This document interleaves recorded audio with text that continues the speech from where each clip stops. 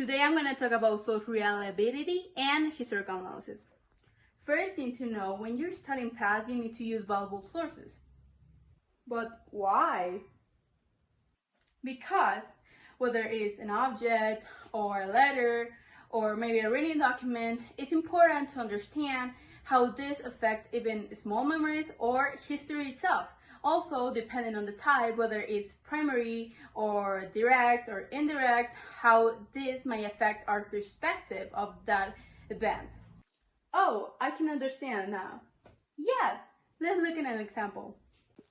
For example, if I show you this picture, how does it differ from the other image?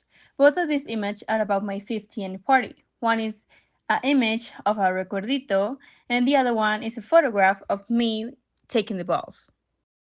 Yes, as you can see, they both talk about the same moment, but they do not capture the same thing.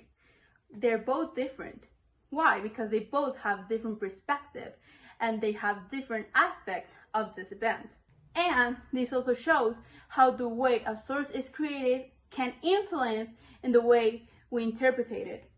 Okay, but what is another factor that I can identify so I can have valuable sources? Another important factor is purpose. Purpose matter because it shapes the way information is presented, whether to inform, persuade, entertain, or preserve a memory. If we look at this photo, we can identify that the purpose is to capture a memory, as it's just a picture of the moment.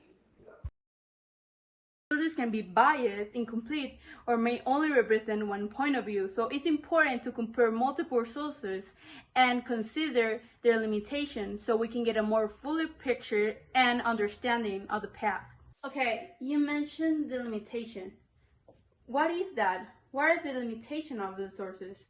For this, let's look at my Nintendo. These objects work as an indirect primary source, since it wasn't created to record history but rather for entertainment. It reveals my hobbies and pastimes, but it does not reflect the emotional connection I had with it. This is why it's critical to understand the context, the intent, and the nature of the source. While it may provide a fragment of the story, it cannot provide the complete story. And finally, one last reflection.